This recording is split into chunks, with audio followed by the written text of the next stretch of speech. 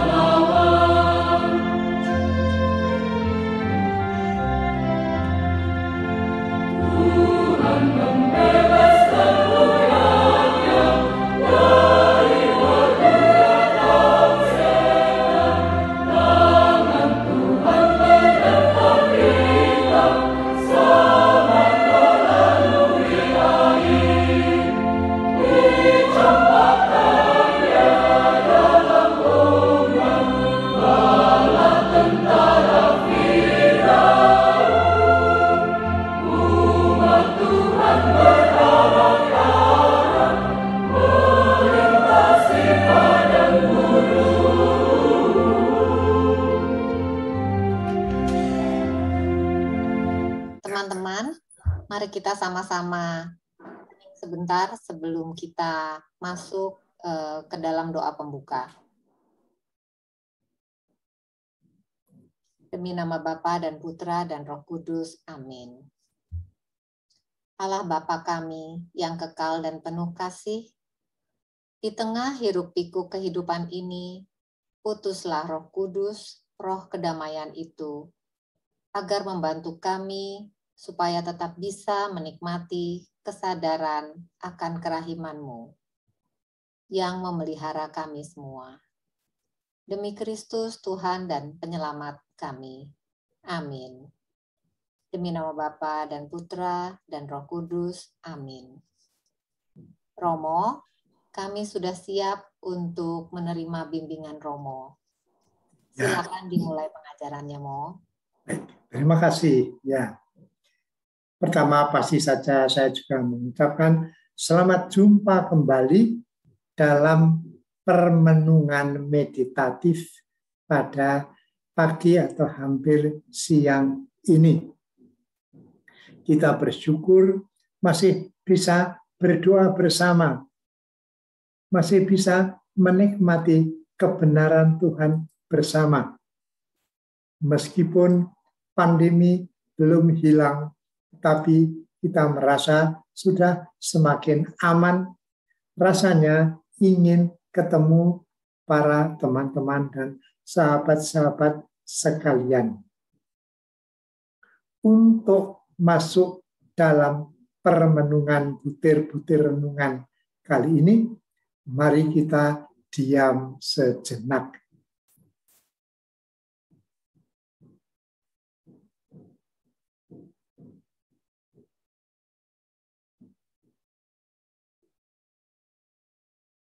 Kita dengarkan suara-suara yang ada di sekitar kita masing-masing.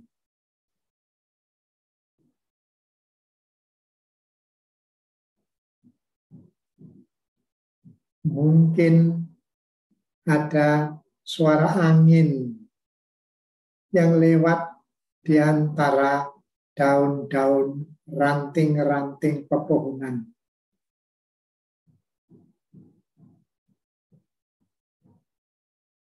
Mungkin ada suara desing dari serangga pagi.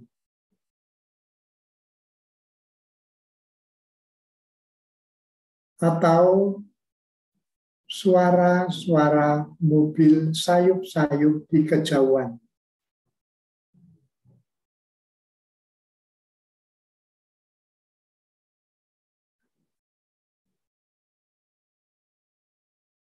Itulah suara alam yang diciptakan dan dipelihara oleh kuasa dan kasih Allah.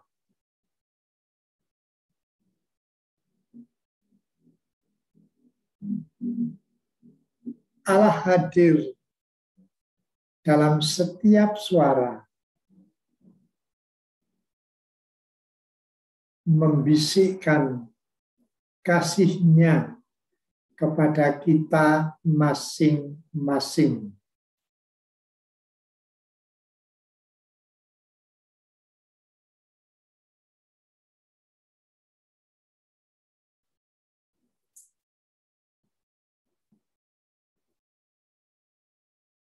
Maka kita berdoa, karya Tuhan hendak kuwartakan. Kuwartakan dalam hati yang penuh syukur.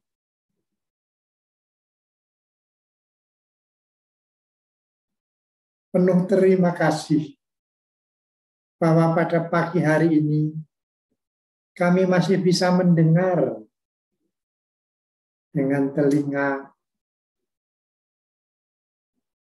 masih bisa bernafas tanpa banyak bantuan peralatan oksigen.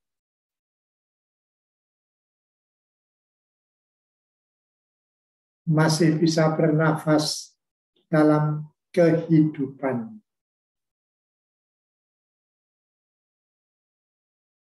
Kehidupan itu sangat berharga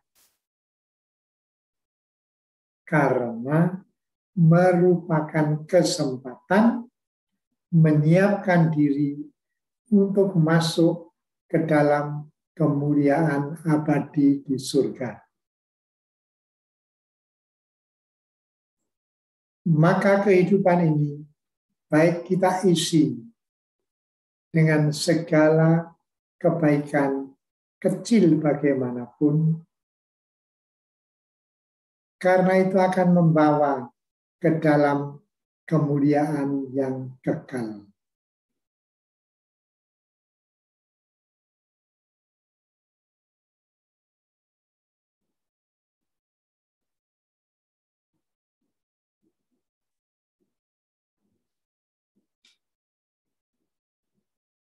Tuhan, terima kasih atas segala yang kami terima pagi hari ini. Kehidupan baru, kesehatan, dan kerinduan untuk berjumpa dengan Dikau.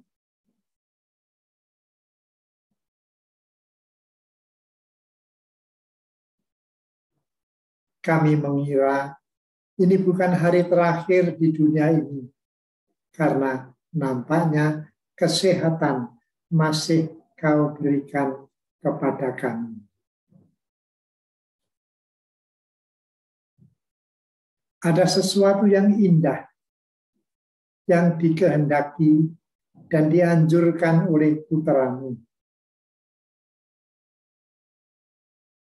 Pada suatu ketika, Yesus putra-Mu bersabda kepada para murid-muridnya,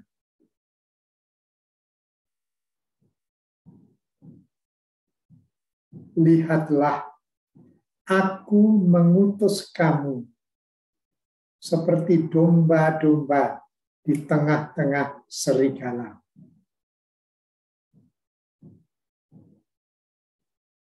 Hendaklah kamu cerdik seperti ular dan tulus seperti merpati.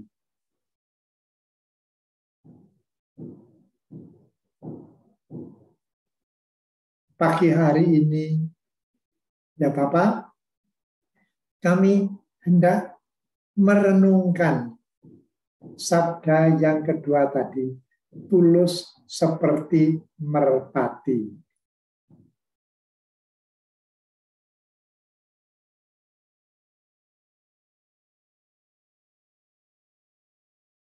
Akan kami renungkan pertama, apa itu ketulusan? Kebetulan pagi ini aku bangun tidur, ada seekor burung yang tahu-tahu jinak. Setelah saya tangkap,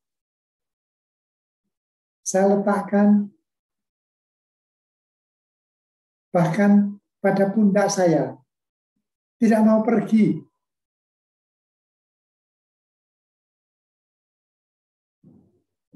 Ditanyakan kepada tukang burung, namanya burung tekukur hijau. Lebih kecil dari merpati, tapi tulus seperti merpati juga. Apa itu ketulusan? Itu renungan yang pertama nanti. Bagaimana memelihara ketulusan? Itu bagian yang kedua.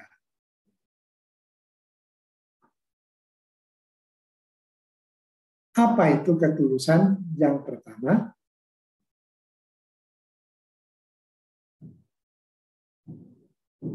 ketulusan seperti burung merpati dalam Injil bahasa Inggris disebut harmless. Artinya jauh dari bahaya, tanpa mengandung bahaya. Suatu sikap batin yang tulus, tidak membahayakan siapapun juga. Maka dalam bahasa Inggris disebut harmless.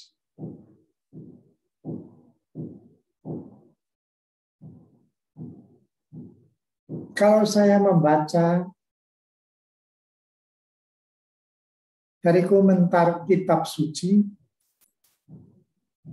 ketulusan juga dihubungkan dengan tulus, itu dihubungkan dengan otentik. Ketulusan, authenticity. To be authentic artinya asli atau tulen.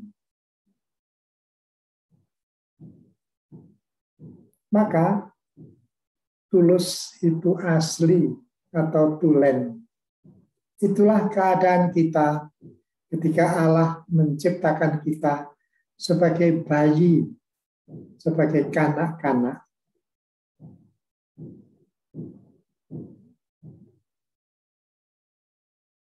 Orang lain menghubungkan ketulusan dengan genuineness.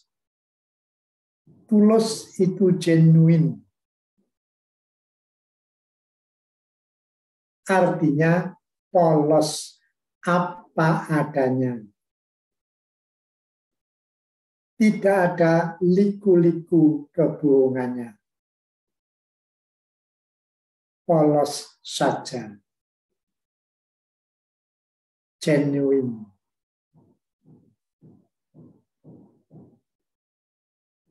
Ada lagi yang menghubungkan ketulusan dengan truthfulness. Truth itu kebenaran. Truthfulness itu kejujuran. tidak ada tipu muslihat. Maka tulus seperti merpati itu tulen. Dianugerahkan Allah pada kita masing-masing waktu lahir.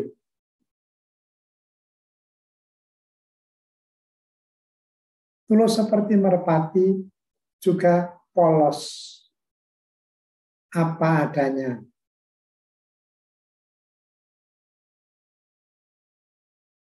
Tidak berputar-putar, tidak jungkir balik.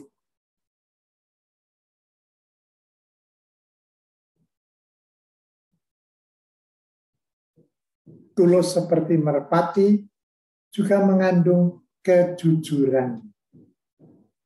Truthfulness, apa adanya.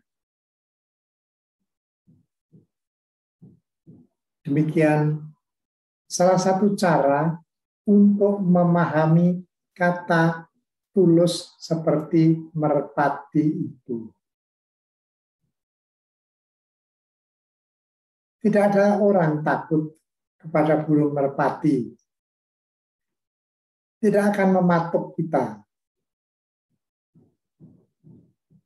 Merpati suka terbang tinggi, menikmati hidup di langit yang biru. Bersama-sama. Mungkin di antara kita ada yang sering melihat burung-burung merpati 10, 20 terbang di angkasa cukup tinggi. Hanya bermain-main saja. Kemudian turun dan hinggap di sarang atau di tempat yang lain, di atas rumah dan sebagainya. Yesus bersabda, hendaklah kamu tulus seperti merpati di tengah dunia ini.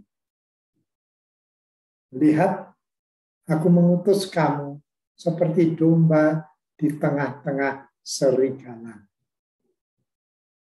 Artinya, di dunia yang luas, dengan segala macam bahaya dan tipu muslihatnya, Yesus bersabda, hendaklah kamu tulus seperti merpati.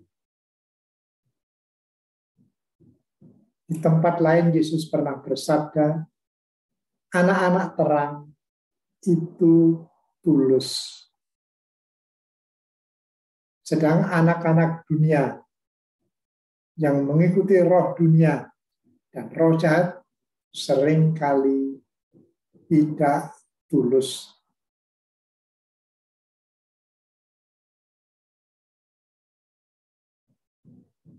Kita mohon pada Tuhan agar di tengah dunia kita masing-masing, di negeri kita yang banyak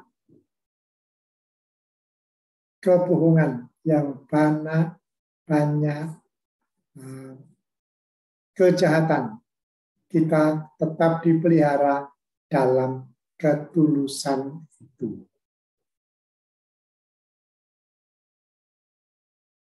Untuk lebih memahami makna ketulusan, saya punya satu pengalaman kecil.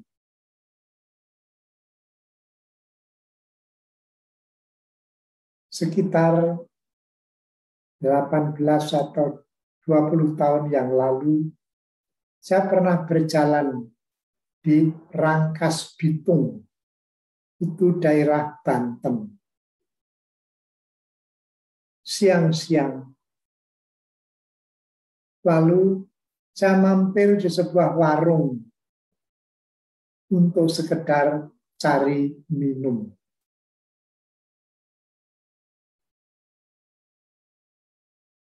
Kebetulan yang saya masuki adalah warteg, warung Tegal yang terkenal itu.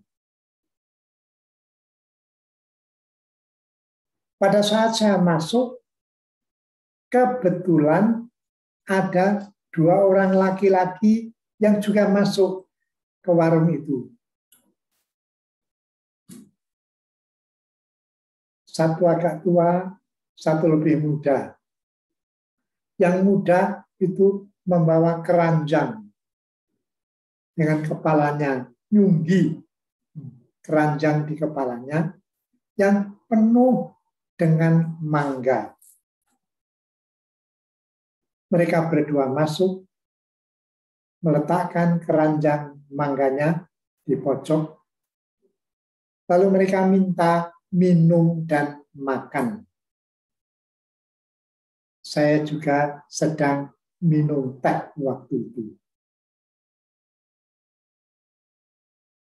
Dua orang itu langsung minta minum dan makan, dan pemilik warung juga sudah seperti mengenal mereka. Langsung disediakan minuman dan makanan. Keduanya langsung makan, minum, tanpa banyak omong. Mereka menikmati minuman dan makanan. Saya lihat mereka minum kopi.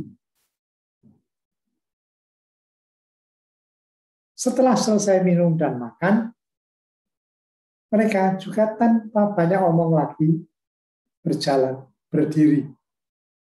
Lalu mengangguk kepada pemilik warung dengan menunjukkan dengan jarinya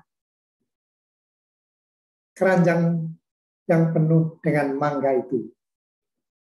Lalu mereka pun keluar dari warung itu dan pergi tanpa bayar. Setelah mereka pergi, pemilik warung berkata kepada saya, itulah orang-orang Badui dalam. Tinggalnya di lereng-lereng yang kelihatan itu. Mereka itu tidak kenal uang. Kalau mereka bepergian, selalu berjalan kaki. Tidak pernah naik kendaraan. Dan selalu dengan kaki telanjang. Itulah kebiasaan orang Badui dalam. Tidak kenal uang, tidak kenal kendaraan. Dan satu lagi, tidak kenal kebohongan.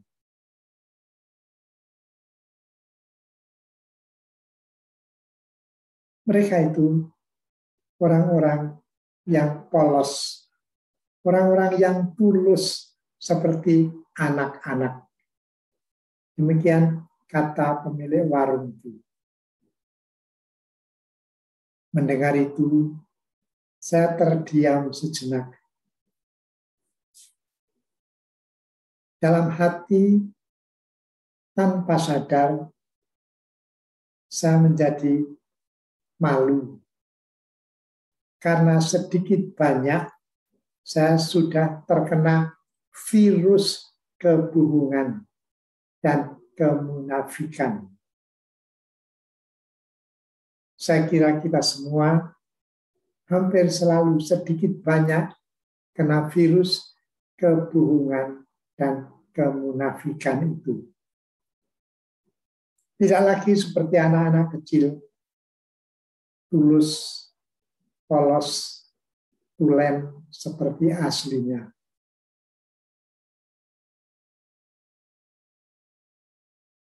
Itulah gambaran mengenai ketulusan seperti burung merpati yang disabdakan oleh Yesus kepada murid-muridnya. Sekarang ada permenungan lain yang menyambung. Dalam butir permenungan kedua ini, saya ingat seorang teolog, ahli teologi dari Konsili Vatikan kedua. Orang Jerman, namanya Hans Küng.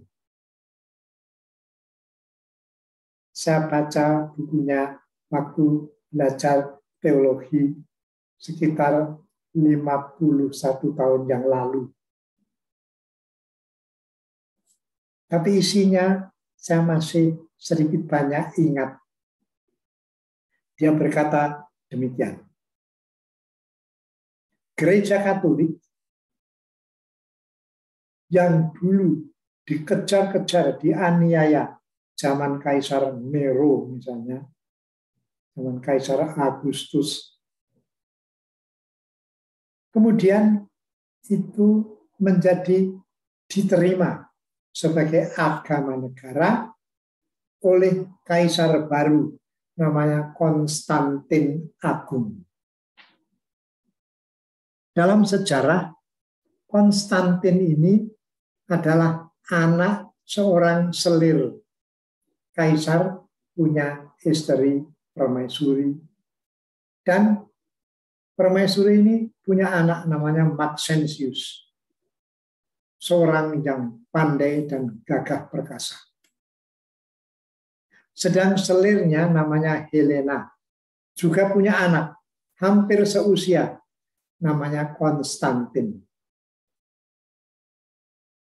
Suatu ketika Maxentius berkata, salah satu dari kami berdua harus jadi kaisar, yang lain harus mati.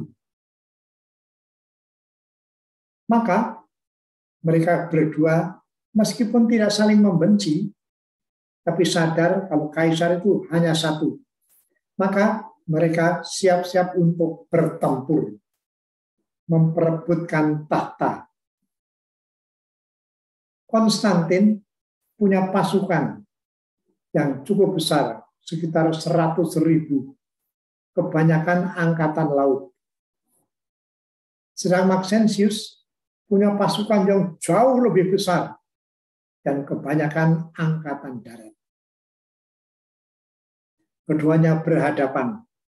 Tetapi Konstantin pikir kalau aku berperang di darat akan cepat habis. Maka dia tetap di laut. Dan dia menantang kakaknya. Mari masuk ke dalam laut. Dan kakaknya juga punya angkatan laut. Tapi tidak sebesar yang di darat. Ketika pasukan angkatan laut Maxentius masuk, oleh pasukan angkatan laut Konstantin diserang satu persatu. Akhirnya angkatan laut yang memang sedikit jumlahnya itu habis. Semua hampir terbunuh di laut. Melihat itu, yang di angkatan darat mulai agak kurang percaya diri. Pada waktu itu Konstantin berkata kepada pasukannya, naik. Dan semua pun naik ke darat, langsung menyerang. Dan pasukan yang sebetulnya lebih besar itu karena gelisah, karena khawatir, lalu malah lari, dikejar oleh Konstantin dan pasukannya. Akhirnya hampir semua habis terbunuh. Maka Konstantin menang. Dan dia memperebutkan tahtanya. Ibunya, Helena, adalah seorang Katolik. Bagaimana dia bisa menang? Dan dia bercerita. Pada waktu malam sebelum pertempuran, dia itu melihat ke langit. Dan tiba-tiba ada cahaya seperti salib. Dan ibunya berkata, itulah salib Yesus Kristus, tanda kemenangan bagimu. Maka setelah menghancurkan pasukan lawannya, Konstantin pun menjadi Katolik. Dan sejak itu orang-orang Katolik yang dipenjarakan, bersembunyi di katakombe dan sebagainya, pada keluar dan diakui sebagai agama negara. Gereja-gereja dan biara-biara dibangun megah, menjadi kaya raya dan penuh kemewahan. Konstantin sendiri mendirikan basilika gereja yang sangat indah, tapi di timur, namanya Konstantinopel. Sekarang disebut Istanbul di Turki itu. Sebetulnya itu kata kerja Istanpolin, artinya kita pergi ke kota. Lalu orang-orang dari sana hanya mendengar suaranya lalu menyebut kota Istanbul. Sekarang Basilika di Istanbul itu masih berdiri, tapi bukan lagi sebagai Basilika Katolik, tapi menjadi museum. Pernah dijadikan masjid, semua hiasan masih tetap ada, kecuali altarnya. Pertempuran perebutan tahta itu terjadi pada tahun 313 sesudah Kristus, tahun Masehi. Sejak itu, gereja Katolik menjadi kaya raya. Gereja-gereja dibangun, biara-biara juga menjadi kaya raya. Ternyata bersama dengan kemewahan masuk pula roh duniawi. Artinya ambisi dan kemunafikan. Demikian cerita Hans Küng. Dan sejak itu berkembang lagi sampai abad tengah, sampai zaman Konsili Vatikan kedua, zaman kita ini, gereja Katolik itu terkena, terpapar dengan ambisi dan kemunafikan itu. Karena kaya raya, maka salah satu dosa yang banyak berkembang adalah dosa melawan hukum ke-9. Jangan berzina. Gereja Katolik menjadi sangat keras terhadap dosa melawan hukum ke-6 ini.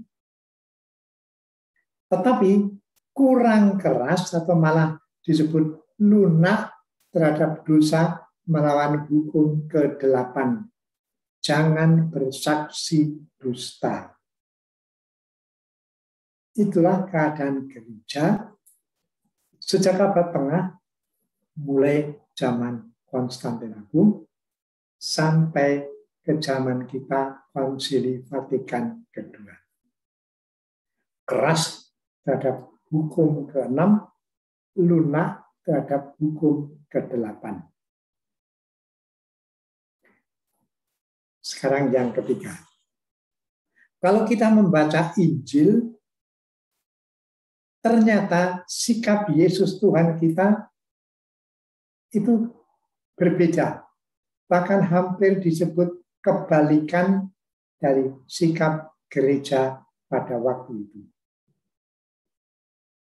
Tuhan Yesus itu bisa menunjukkan kelembutan dan kerahiman bagi perempuan yang kedapatan berbuat zina, yang dibawa oleh orang-orang Farisi kepada Yesus yang sedang mengajar. Terhadap perempuan itu, pada akhirnya Yesus akan berkata, "Aku tidak menghukum engkau, pergilah dan jangan berbuat dosa lagi mulai dari sekarang." Untuk menangkap ceritanya sedikit lebih lengkap, mari kita dengarkan pembacaan dari Injil Yohanes bab 8 yang sudah disiapkan tadi, akan dibaca oleh siapa tadi? Ibu Helen.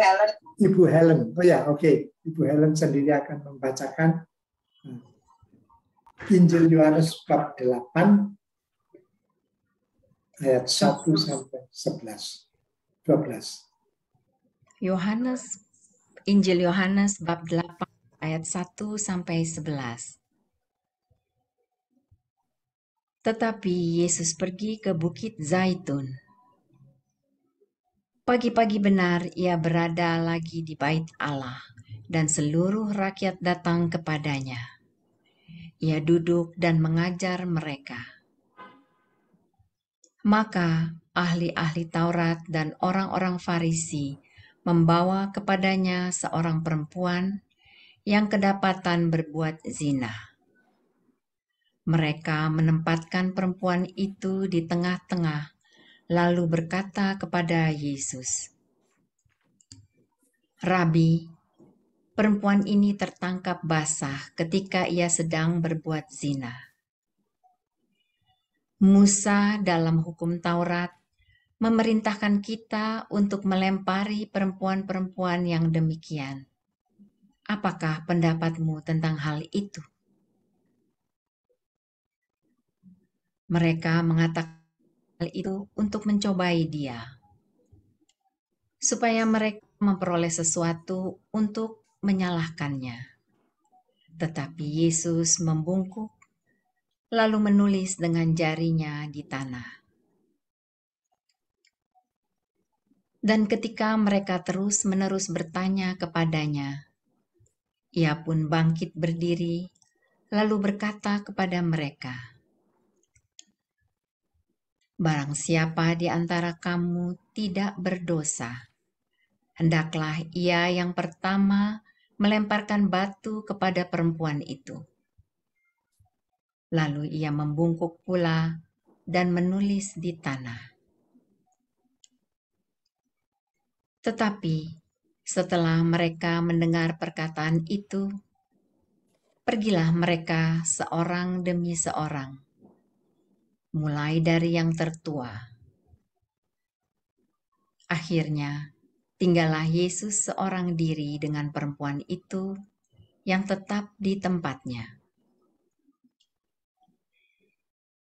Lalu Yesus bangkit berdiri dan berkata kepadanya, "Hai perempuan, di manakah mereka? Tidak adakah seorang yang menghukum engkau?" Jawabnya, "Tidak ada, Tuhan."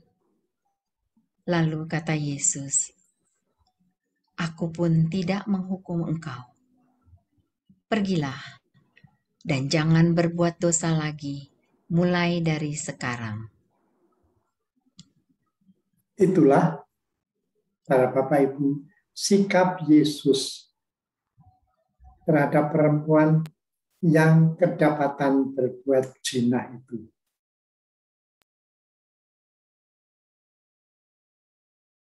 Aku pun tidak menghukum engkau, pergilah dan jangan berbuat dosa lagi mulai dari sekarang.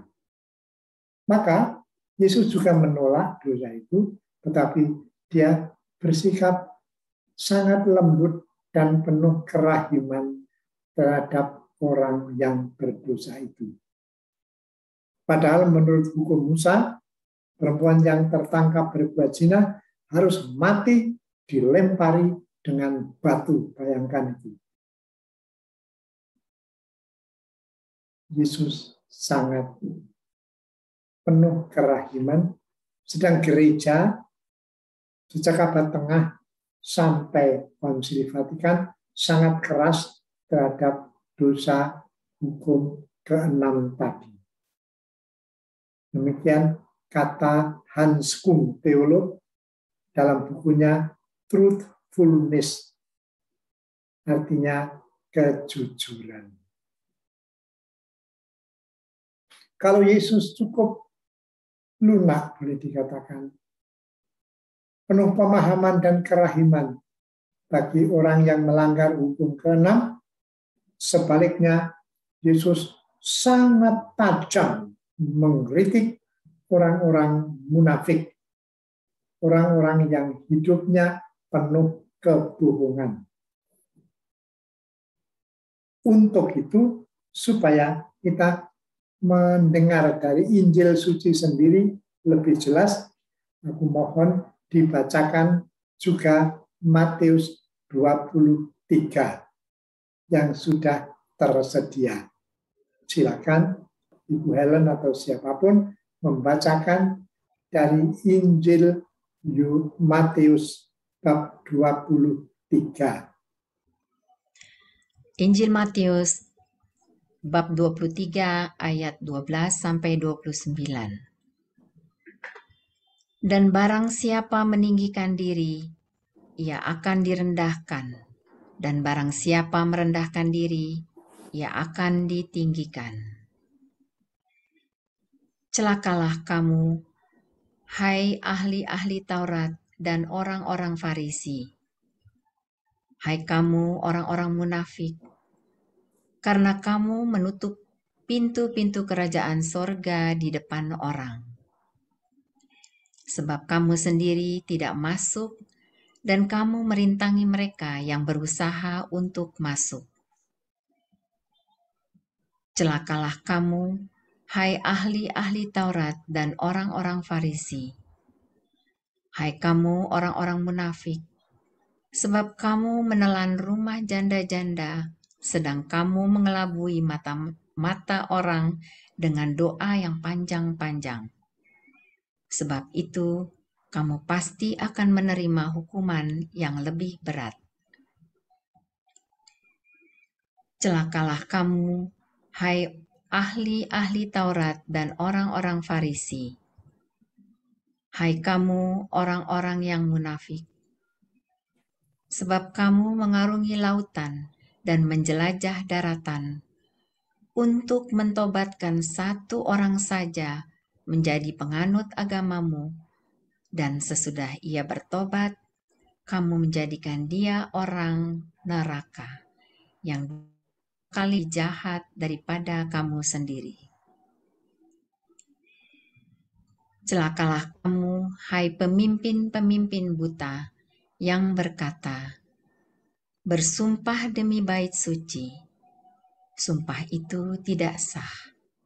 Tetapi bersumpah demi emas bait suci, sumpah itu mengikat. Hai kamu orang-orang bodoh dan orang-orang buta, apakah yang lebih penting? Emas atau bait suci yang menguduskan emas itu? Bersumpah demi mezbah, sumpah itu tidak sah. Tetapi bersumpah demi persembahan yang ada di atasnya, sumpah itu mengikat. Hai kamu orang-orang buta, apakah yang lebih penting? Persembahan atau mezbah yang menguduskan persembahan itu? Karena itu, barang siapa bersumpah demi mezbah, ia bersumpah demi mezbah dan juga demi segala sesuatu yang terletak di atasnya. Dan barang siapa bersumpah demi bait suci, ia bersumpah demi bait suci dan juga demi dia yang diam di situ. Dan barang siapa bersumpah demi sorga, ia bersumpah demi takhta Allah dan juga demi dia yang bersemayam.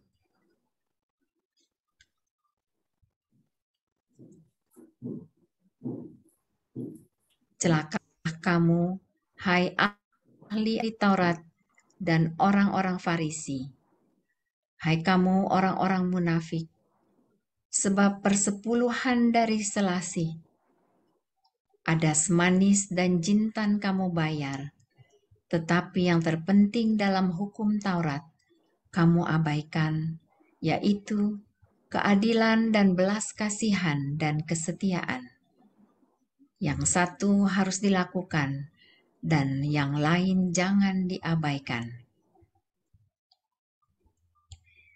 Hai kamu pemimpin-pemimpin buta, nyamuk kamu tapiskan dari dalam minumanmu, tetapi unta yang di dalamnya kamu telan. Celakalah kamu, hai ahli-ahli Taurat dan orang-orang Farisi. Hai kamu orang-orang munafik, sebab cawan dan pinggan kamu bersihkan sebelah luarnya, tetapi sebelah dalamnya penuh rampasan dan kerakusan.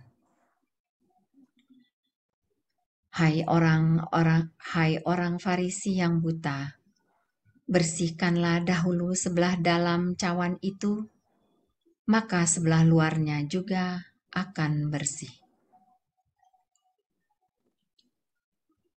Celakalah kamu, hai ahli-ahli Taurat dan orang-orang Farisi. Hai kamu orang-orang munafik, sebab kamu sama seperti kuburan yang dilabur putih, yang sebelah luarnya memang bersih tampak, tetapi yang sebelah dalamnya penuh tulang belulang dan pelbagai jenis kotoran. Demikian jugalah kamu, di sebelah luar kamu tampaknya benar di mata orang, tetapi di sebelah dalam kamu penuh kemunafikan dan kedurjanaan. Celakalah kamu, hai ahli-ahli Taurat dan orang-orang Farisi.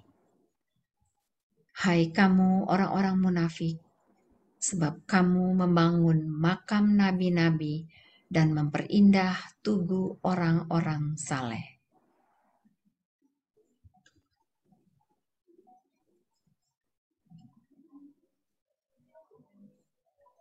Demikianlah saudara-saudara, sabda Yesus yang sangat tajam dan berkali-kali. Celakalah kamu, hai ahli-ahli Taurat dan orang-orang Farisi, hai orang-orang munafik. Para ahli Taurat, orang-orang Farisi,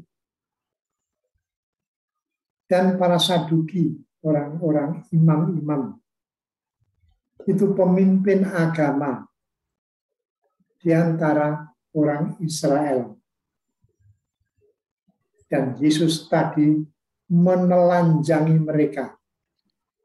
Celakalah kamu, hai ahli-ahli Taurat dan orang-orang Farisi, hai orang-orang munafik. Kalau saya sebagai imam membaca sabda Tuhan itu, aku juga menepuk dada. Tuhan, kasihanilah kalau aku tanpa sadar terpapar virus kemunafikan seperti ahli-ahli Taurat dan orang-orang Farisi. Mungkin Anda yang umat biasa tidak perlu terlalu takut akan sabda Tuhan itu tadi, karena mungkin juga ada kemunafikan, tetapi pasti lain daripada ahli-ahli Taurat dan orang-orang Farisi yang tadi dikecam oleh Yesus itu. Dikritik sangat tajam, sangat tajam. Tidak mengherankan kalau akhirnya mereka itu menangkap Yesus. Dan meskipun Pontius Pilatus mengatakan, aku tidak menemukan kesalahan pada orang ini, tapi mereka malah berteriak, singkirkanlah dia, salibkanlah dia. Dan semua orang lain ikut berteriak. Padahal pasti di antara mereka banyak yang pernah disembuhkan. Banyak yang dibersihkan dari kuasa setan yang merasuki mereka. Beberapa bahkan sudah dihidupkan. Tetapi entah bagaimana, itulah cara Allah mau menghapus dosa-dosa dunia dengan membiarkan putranya sendiri menderita dan wafat, bahkan wafat dengan sangat menderita, dipaku di kayu salib. Maka dalam doa-doa rosario sebelum atau sesudah kemuliaan kepada Bapa dan Putra dan Roh Kudus, saya doa. Bapa yang Maha Kasih, ampunilah dosa-dosa kami. Bebaskanlah kami dari api neraka dan hantarkanlah jiwa-jiwa ke dalam surga, terutama mereka yang sangat membutuhkan kerahiman-Mu. Termasuk orang-orang Farisi yang dikatakan tadi, celakalah kamu, hai ahli-ahli Taurat dan orang-orang Farisi, hai orang-orang munafik. Maka ketulusan hati itu ada dalam diri kita waktu dilahirkan, tapi mungkin sudah terkena virus kebohongan dari dunia ini, virus kemunafikan dari alam semesta ini. Ini juga pandemi.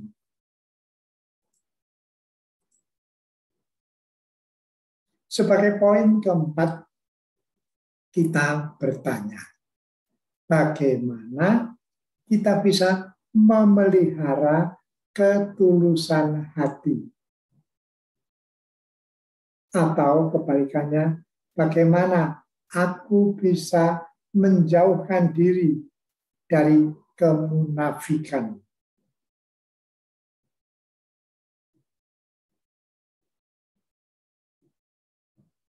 Ada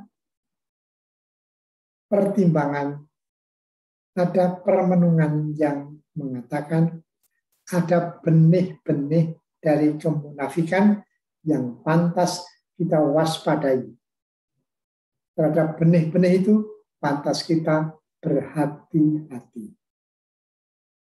Dan benih-benih kemunafikan itu ada beberapa. Yang pertama ialah keinginan untuk selalu mengesan baik dalam bicara atau dalam perbuatan. Ingin mengesan baik.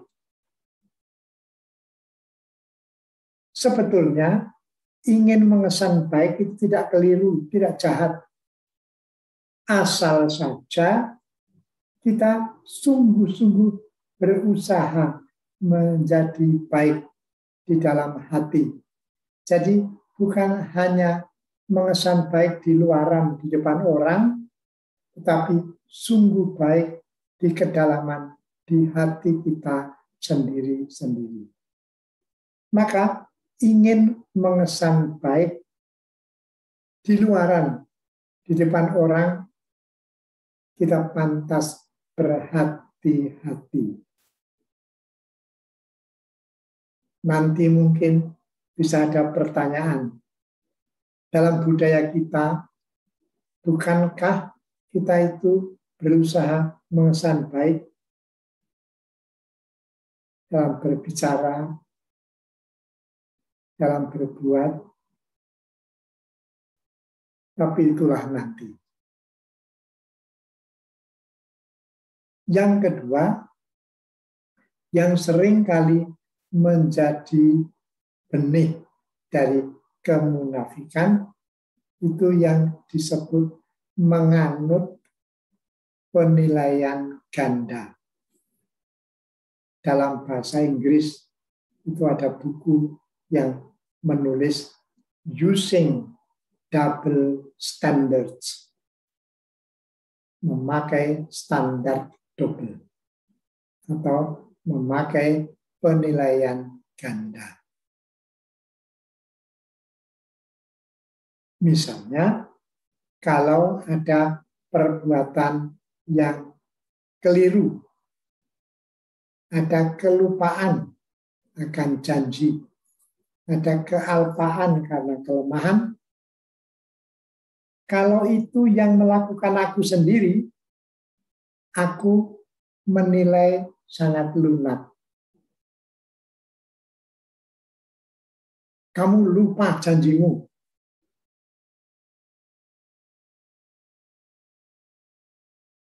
Kamu keliru dalam memilih. Lalu aku berkata, ya, aku kan orang biasa, manusia biasa. Kadang-kadang keliru, kadang-kadang lupa. Tetapi kalau yang melakukan itu orang lain, aku menjadi sangat tegas. Orang itu harus konsekuen. Ya. Kalau sudah janji, yang harus dilakukan. Kalau sudah berkata yes dengan mulut, jangan lalu no dalam perbuatan. Konsekuen. Itulah yang disebut penilaian ganda. Kita sering kali tanpa sadar punya double standard, punya penilaian ganda seperti itu. Itulah sekali lagi benih-benih dari kemunafikan yang kadang-kadang tanpa kita sadari kita lakukan dalam kehidupan ini. Ada benih yang ketiga yang sering kali tidak ku sadari. Ialah yang disebut sloganisme. Slogan itu semboyan. Orang hidup dengan banyak semboyan. Misalnya, kalau saya sebagai pengikut Santo Ignatius, ada suatu semboyan dari Santo Ignatius, AMDG. Lengkapnya OAMDG. Omnia ad maiorem Dei gloriam. Semua demi kemuliaan Allah. Slogan yang begitu indah, yang mudah diucapkan, bahkan ditulis dulu dalam surat-surat. Kalau menulis surat, di atasnya AMDG, baru isi surat. Kemudian diganti berkah dalam kalau bahasa Jawa Tengah itu. Tetapi kalau slogan yang indah itu tidak kulaksanakan, tidak kuhayati secara penuh, hanya jadi separuh-separuh. Dan itu membuat orang sudah menjadi munafik.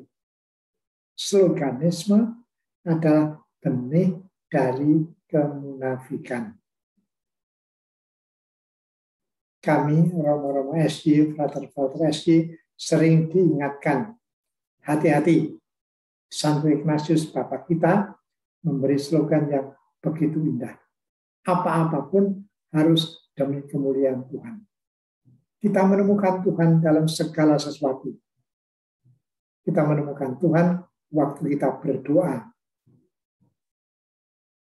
Kita menemukan Tuhan waktu kita sedang bekerja, melayani umat Allah.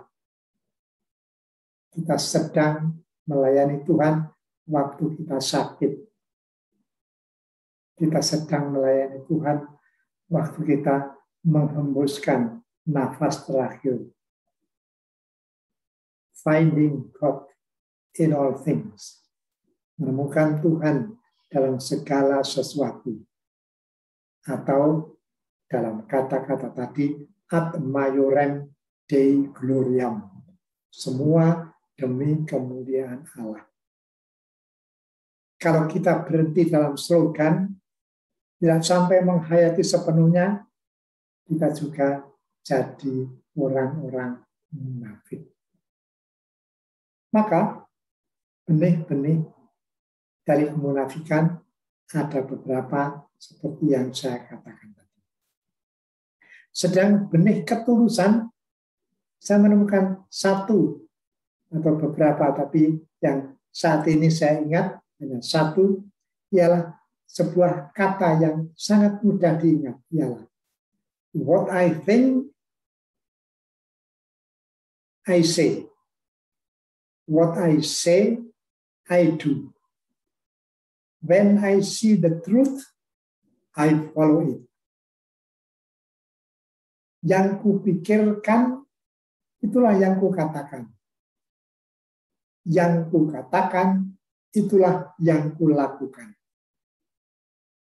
Apabila aku melihat kebenaran, aku mengikuti itu.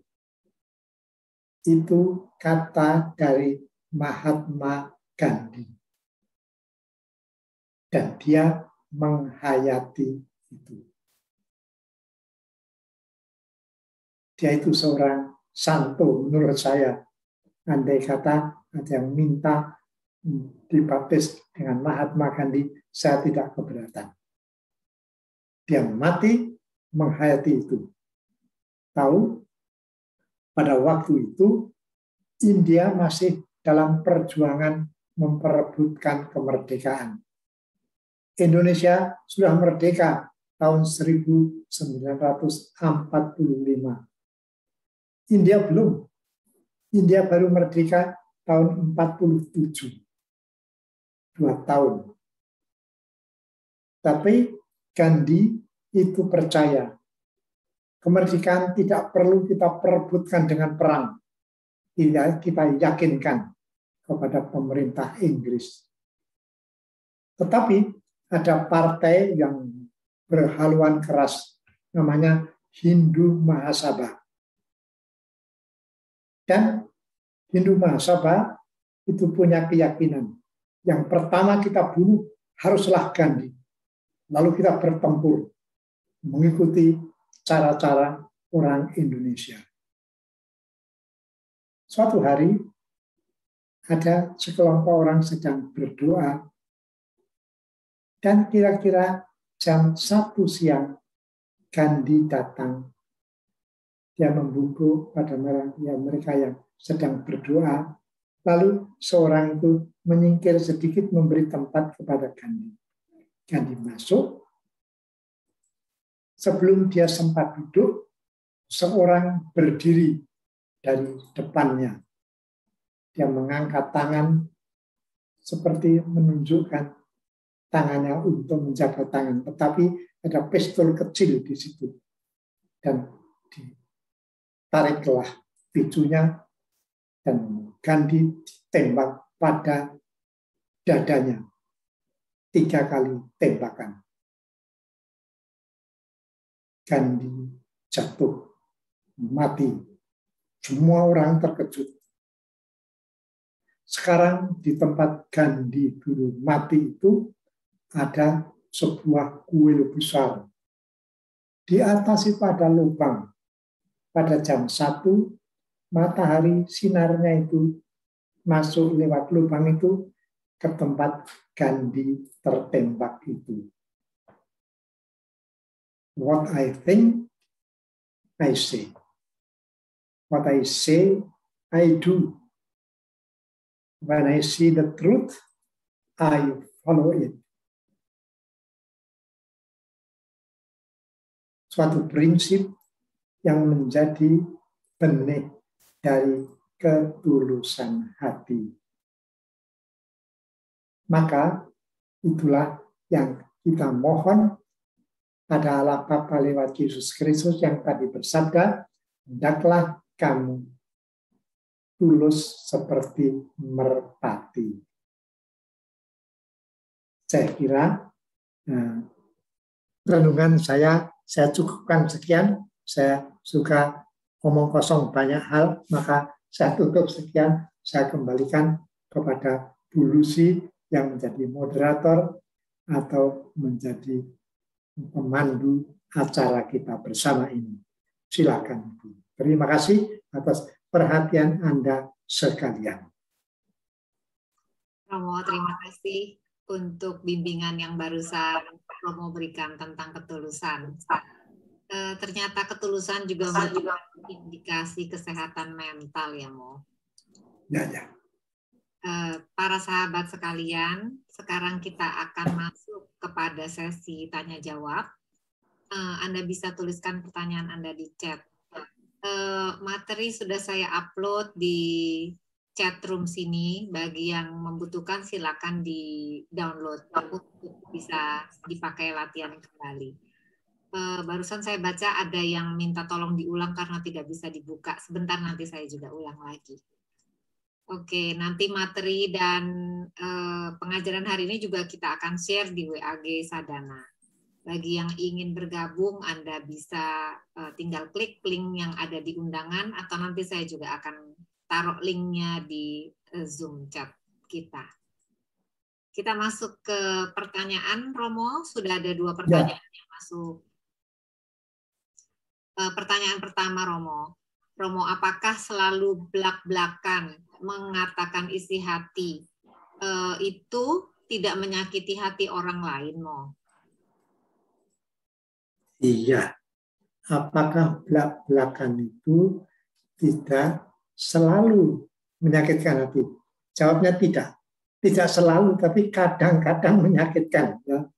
Kalau anak kecil ditanya, sudah makan? Belum. Kalau kita bertamu kepada tetangga, sudah makan, Pak? Kita biasanya sudah makan kemarin, tapi ya sudah. Nah, kita bohong sedikit. Tetapi yang punya rumah ya sudah, kita sudah sediakan makan, ya kita sediakan saja. Maka kadang-kadang belak-belakan memang bisa menyakitkan hati. Apalagi kalau seorang itu sedang keliru dan kita menegurnya. Kemarin kamu janji mau ikut dalam kerja bakti lingkungan. Hampir semua datang kecuali kamu. Lupa atau sengaja itu? Ya, sebetulnya sengaja karena saya sedang kurang lancar dalam pergumulan di tengah keluarga, maka saya datang. Tapi ya saya sengaja tidak datang. Kalau kita berkata demikian, mungkin menyakitkan hati orang gila dia. Tetapi kadang-kadang kalau kita mengatakan kebenaran, tapi dengan cara yang cukup baik, mungkin kebenaran tetap ada, tapi menyakitkan hati tidak. Memang kebetulan kemarin itu saya sengaja tidak datang karena ada persoalan keluarga dengan istri saya. Dan saya kurang enak untuk meninggalkan keluarga ketika masalah belum selesai. Maka saya coba membereskan dulu di keluarga. Terus terang, tapi dengan cara yang tidak terlalu ceplas-ceplos, belak-belakan, tapi ya dengan sedikit banyak keterangan. Maka ceplas-ceplos, tulen, asli, genuine, seperti apa adanya, itu bisa menyakitkan, tetapi juga dengan budaya kita bisa juga tidak menyakitkan. Maka budaya kita yang penuh penuh kehati-hatian itu ada baiknya juga. Terus terang apa saja belak-belakan itu juga kurang baik. Kalau kita mengeluarkan banyak uang, padahal kolektor itu dikumpulkan dari banyak dana orang-orang biasa di paroki. Untuk apa itu uang? Ya, mungkin bendahara bisa mengatakan ya sebetulnya ya, untuk memperbaiki kantor diperbaiki. Sedang kita umat yang miskin tidak diberi apa-apa. Ya, belum waktu itu. Belum apa? Sudah selesai semua, baru belum. Lalu ada percekcokan. Maka kadang-kadang kebenaran itu bisa disampaikan dengan terus terang, betul, tetapi ada keterangan yang disampaikan untuk membuat situasi tidak terlalu panas, tidak terlalu mengganggu kerukunan dan sebagainya.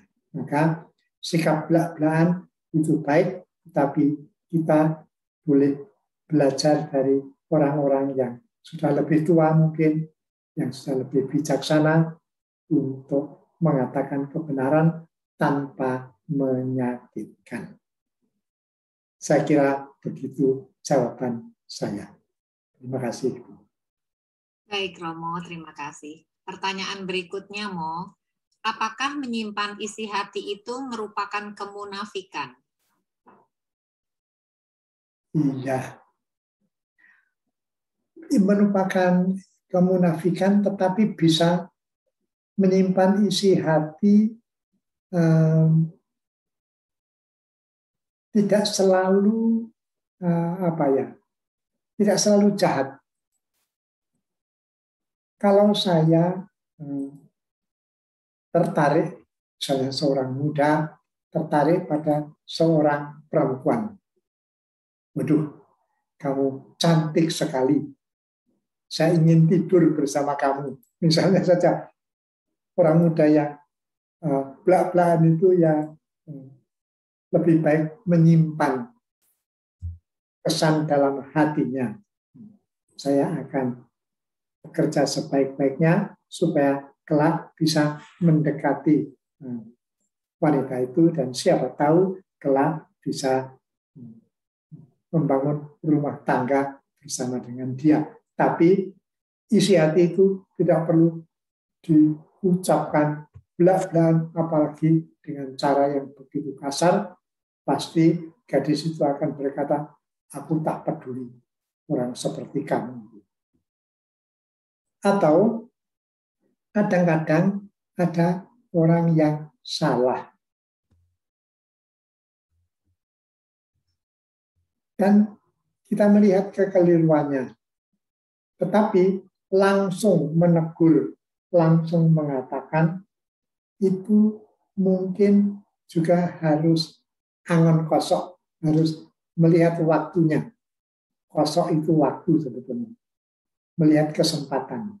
Jadi tidak langsung mengatakan pada saat itu, tapi tunggu kesempatan yang baik dan sedang sebelum itu kusimpan itu di dalam hati saja. Maka itu bukan kemunafikan. Kemunafikan itu kalau orang menyimpan kejelekan di dalam hati, sedang di luaran kelihatannya baik. Di luaran, di hadapan orang lain baik, tapi di kedalaman, di isi hati sendiri tidak baik. Itulah kemunafikan. Tiap budaya itu ada banyak unsurnya kediaman atau berdiam diri, tidak langsung mengatakan ceplos-ceplos apa adanya. Itu dalam setiap budaya tidak ada. Saya pernah mendengar dari seorang Romo. Orang Jawa itu ora tahu jujur. Lalu saya mengatakan, masa orang Jawa tidak selalu jujur? Nah, wong Londo mesti jujur, apa adanya. Waktu saya tanyakan kepada Romo Belanda lain, dia berkata, setiap budaya itu ada caranya sendiri-sendiri. Orang Belanda lain dari orang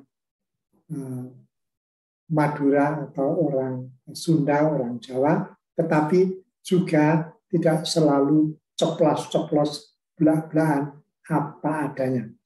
Karena itu kadang-kadang lebih membawa kekeliruan dan membawa ketegangan. Maka tiap budaya yang punya unsur negatif, punya unsur positifnya. Sadar akan ada unsur negatifnya, kita berusaha mengurangi yang negatif, memperkuat yang positif. Begitu, Ibu? Iya, Romo. Baik, terima kasih. Pertanyaan berikut ya, Mo. Ya. Mo, apabila ada orang meminta bantuan kita, dan itu sudah terjadi sering sekali sehingga kita kesal,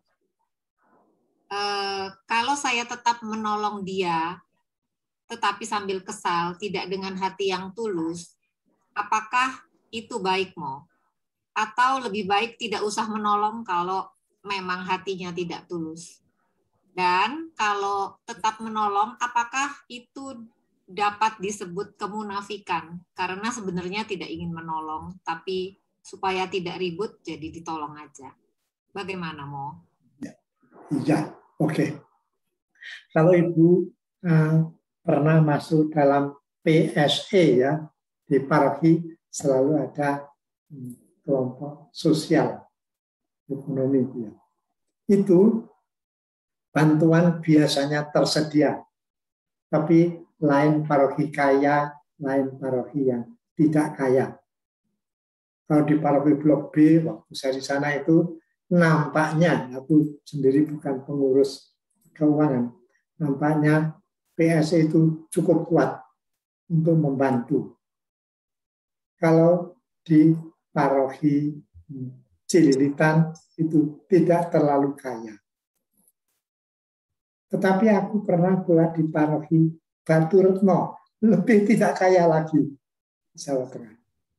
Tetapi pengurus PSE di sana sangat murah hati. Kalau ada orang minta bantuan, langsung dicatat, dikunjungi ke rumahnya. Dan kalau butuh bantuan, ya disediakan sesuai dengan kemampuan paroki di Batu Retno.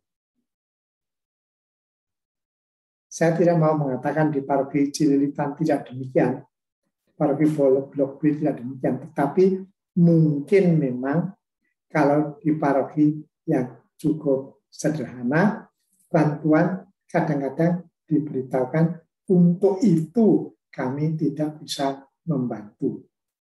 Misalnya untuk waktu itu ada orang harus operasi jantung. Kami paroki bisa membantu tapi tidak bisa menanggung. Sedang paroki kaya kadang-kadang dengan mudah, oke, kami tanggung semua yang tidak diberikan oleh BPJS. Maka pengurus sosial paroki juga kadang-kadang perlu bijaksana. Kalau orang itu selalu minta saja, itu baik diteliti juga. Saya sendiri, kalau di paroki yang sekarang ada bantuan sembako, saya juga dengan senang menyerahkan. Tetapi saya bertanya kepada ketua lingkungan, apakah di lingkungan Bapak atau Ibu ada orang yang sungguh miskin, perlu dibantu dengan sembako dari keuskupan.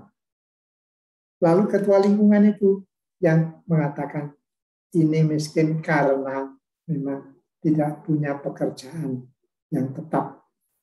Ini miskin karena dia itu seorang duda yang sudah tidak bisa bekerja. Anaknya sudah bekerja, tapi hanya pekerja serabutan saja. Dia betul membutuhkan bantuan. Maka saya dengan senang hati mengatakan kalau begitu berikanlah sembako ini kepada keluarga itu, keluarga ini, keluarga ini. Dia juga membutuhkan. Kenapa? Karena dia sudah tidak bekerja. Bagaimana anaknya? Anaknya ada 3, 2 sudah kerja, 1 masih kuliah. Kalau begitu mungkin dari anaknya itu bisa untuk makan sehari-harian tidak ada kesulitan. Maka dia tidak perlu kita bantu dengan sembako dari keuskupan ini.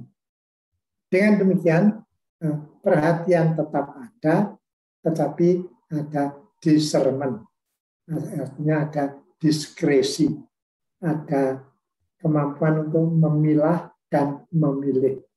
Dan itulah yang diperlukan bagi kita kalau kita mau membantu orang lain, supaya orangnya betul terbantu, tetapi sungguh-sungguh sesuai dengan kebutuhan dan kemampuan bantuan yang tersedia. Tidak perlu ada kemunafikan dengan memberi bantuan hanya karena supaya mengesan baik pada orang itu. Paroki kita adalah paroki yang murah hati, belum tentu. Tapi dengan discernment atau dalam bahasa Latin diskresi. Discernment itu bahasa Inggris, diskresi itu dari bahasa Latin. Dalam bahasa Indonesia, mampu memilah dan memilih dengan baik. Dan untuk itu kadang-kadang perlu dengan mengambil waktu untuk mengunjungi yang perlu dibantu atau berbicara dengan tim yang mengurus bantuan itu. Kebetulan tema dari pertemuan yang akan datang minggu ketiga nanti itu mengenai diskresi atau discernment itu. Yesus bersabda, hendaklah kamu cerdik seperti ular. Artinya itu anjuran dari Tuhan Yesus. Dan dalam gereja ternyata itu sangat dekat hubungannya dengan diskresi dan discernment itu. Tapi itu akan kita renungkan, akan kita perdalami pada hari Sabtu tanggal 20 kalau tidak salah ya. Yang Sabtu ketiga itu tanggal 20 ya. Oke.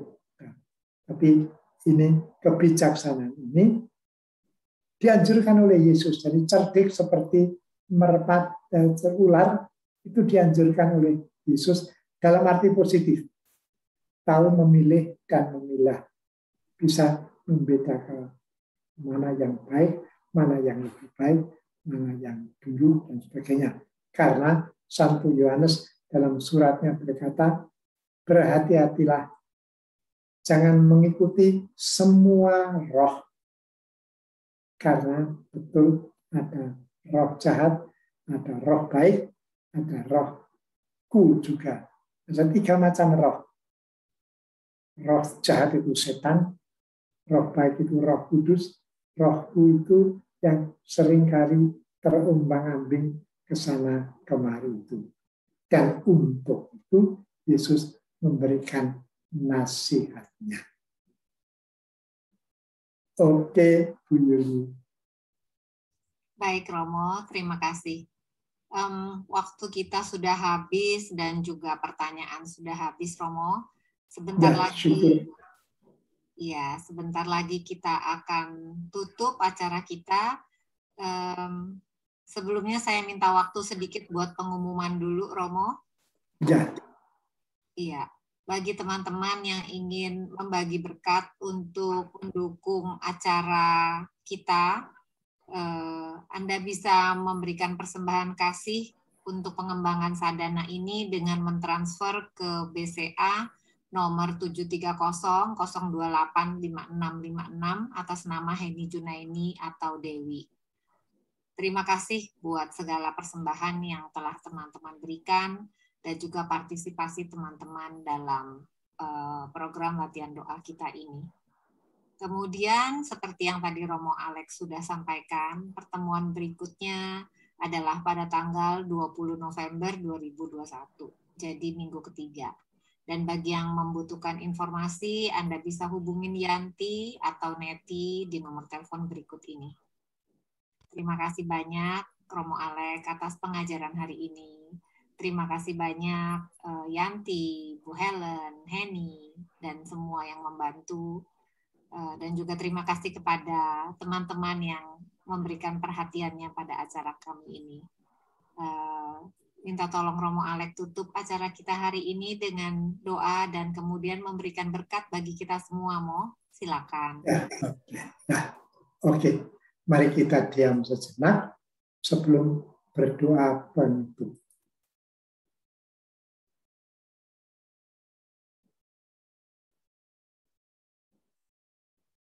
Dalam nama Bapa dan Putra dan Roh Kudus.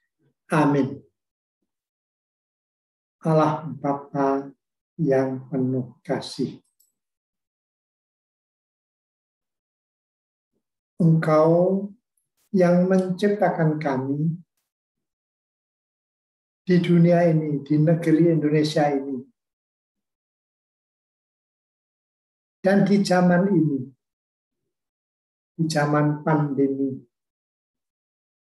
tapi bagi kami juga di zaman kemerdekaan ini. Kami percaya, kami kadang-kadang terbawa arus ke kanan, ke kiri, dan seringkali tanpa sadar memilih cara yang kurang bijaksana. Ketulusan yang Kau anugerahkan kepada kami waktu kami dilahirkan sebagai anak-anak, kadang-kadang sudah tidak semurni dahulu lagi.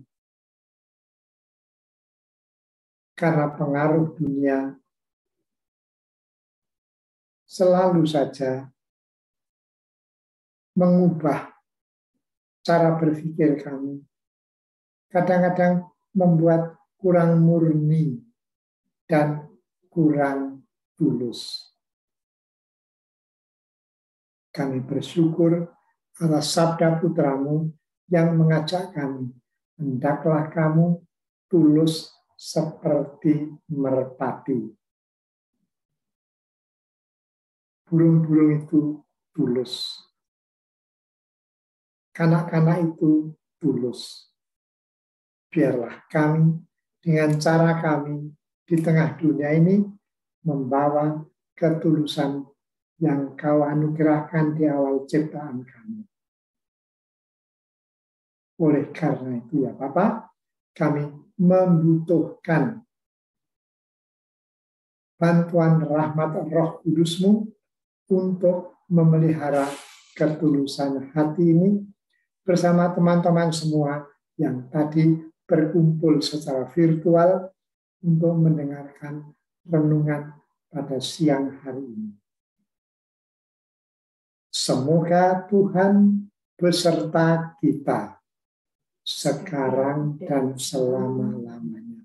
Semoga kita sekalian dilindungi dalam ketulusan hati oleh Allah yang Maha Bijaksana dan Maha Kasih, Bapa dan Putra dan Roh Kudus. Amin.